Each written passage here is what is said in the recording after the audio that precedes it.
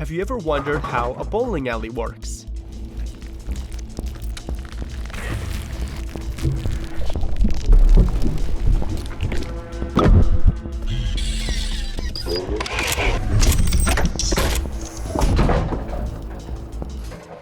After rolling the ball down the lane, towards the end of the lane, it breaks an infrared sensor, which initiates the pin setter control unit. It finishes by knocking down a number of pins. A scanner camera snaps a photo to see which pins are standing and which are knocked over. That information is sent to an automatic scoring system. The photo also lets the pin setter know which pins it will need to pick up.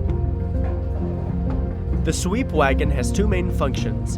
To prevent pins from rolling forward onto the lane, it also protects the pin setter from any late arriving balls, and to clear any unwanted pins that have been knocked down.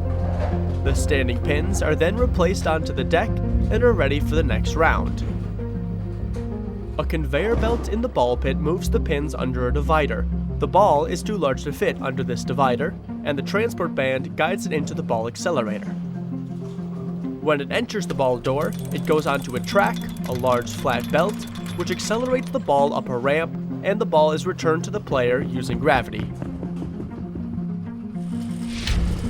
In the meantime, the pins that have been knocked over find their way to the transport band, which is a large band moving onto rollers that pulls the pins backwards towards the elevator. These pins are then brought up to another conveyor belt that transports them to the pin distributor.